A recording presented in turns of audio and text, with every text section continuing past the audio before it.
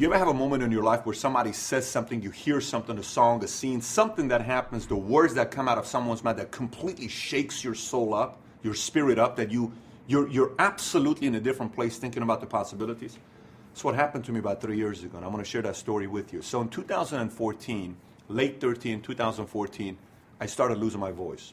And in my business, I run a financial firm, so I have to talk. If I can't talk, I can't negotiate, I can't challenge, I can't push, I can't encourage, I can't teach, I can't sell. And it started getting worse. So initially, I thought it was just a sore throat.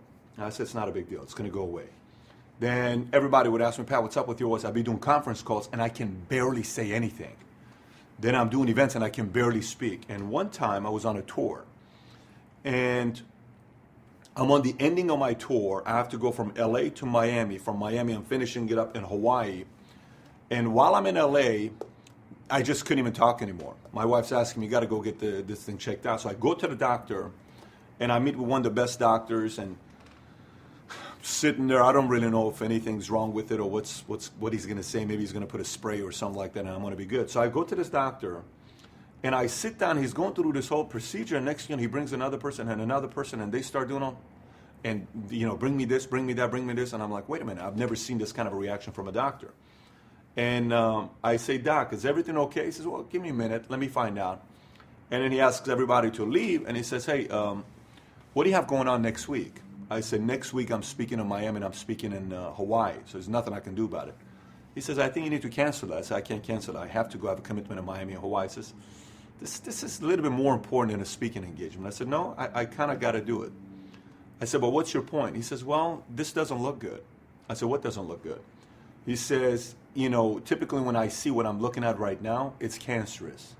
And if it's cancerous, this thing spreads very, very quickly here, and it could have pretty bad effects on you.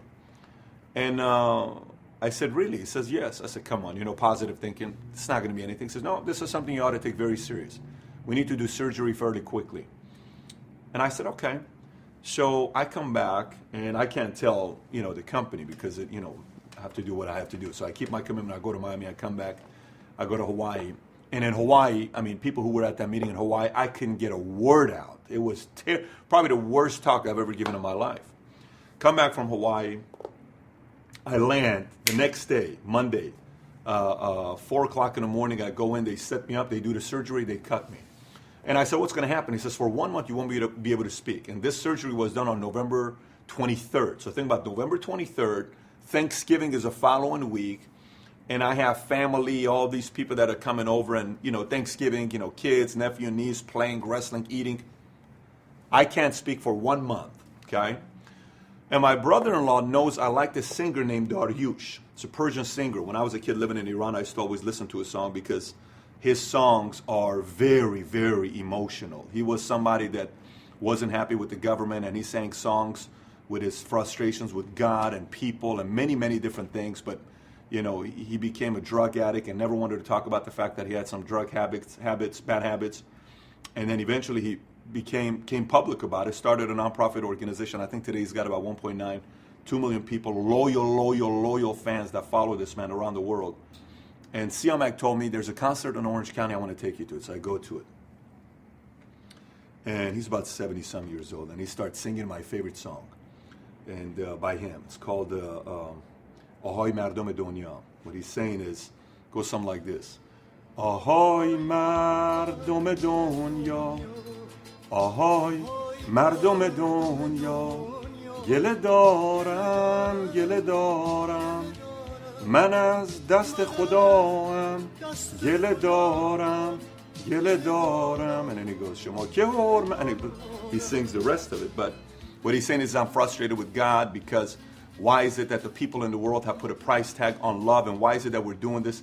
He's sharing he's been very vulnerable with the message he's given. So he sings this song, and I'm absolutely emotional because I'm remembering living in Iran with my mom, dad still together before the divorce and the war. We're being bombed, and at least we're living together, eating food, the whole culture, everything. Iran was.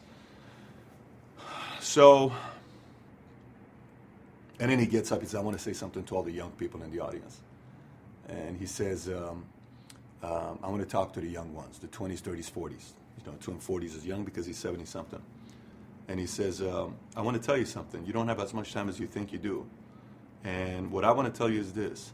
Just make sure the young wolf in you takes care of the old wolf that you'll one day will be. And I said, what? I was just leveled by that statement.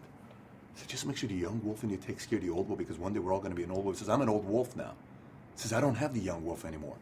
And it's as if that moment I was lost. I was completely lost in a different world. And I started visualizing this 75-year-old version of me. How would he walk? How would he talk? Would he even give his opinion? Would he get up with back problems? Would he put his hand on his knee when he's getting up? What would he be doing? What would be his frustrations? How would he talk to me right now if I could talk to this guy? Would he say, Pat, come on, get your life together. I need you. I need certain income when I'm at that age. I need to be taken care of. What would he be saying to me? And it made me realize that how much we think we have all the time in the world, and we don't. Time is going by very quickly. You know, I was in Chicago this past week and I was talking to an audience, and I said, I want you to look at your hands. And everybody looks at the hands like this. I said, no. On this side, we all look young. I want you to look at your hands here, because this always tells your age. So I started, everyone's looking at their hands. I said, look at the wrinkles. I said, did your hands look like that 10 years ago? Start looking at every single thing. Yesterday I had about 20 people over at my house. On Sunday I was mentoring these guys, and I'm sitting there in shorts, and all of a sudden I noticed the inside of my foot had these blood vessels that pop. You know what I'm talking about? I said, I've never seen this before. Man, I'm getting older. I've never seen this before. What's this body gonna look like at 70, 75? And the challenge I give to the folks in Chicago is, you don't have as much time as you think you have. You don't. You know, the question sometimes is important to ask is, 10 years ago, 5 years ago, did you think you'd be in the financial position you are today? Most people say no. I thought I'd be a millionaire. I thought I'd be making $250,000, 100,000, whatever it is. So why aren't you? Why don't you question that? And what makes you think the next 5, 10 years is going to be good the way you're going right now? Don't you think it's time to change some habits? Don't you think it's time to be a little bit more real about life and not just look for a bunch of motivational videos, really face the truth and realize that you're not giving everything you got? When are you going to be real with yourself? When is that accountability going to be taking place? Because I was telling this group yesterday at my house, I said, look, I've never been as frustrated as I was in 2003, August, when I just sat down and says, I'm so disappointed with you, Pat. You've been winging all your life, and you got to get your act together. So the message in this video is very simple. Be sure the young wolf in you today is taking care of that old wolf in you one day, and visualize it. Let it bring a little bit of pain and urgency in you, because we ain't got as much time as we think we have. So that's what I wanted to share with you. There's no real message behind it about entrepreneur 7 points to do this. Just wanted to share my heart with you. Thanks for watching.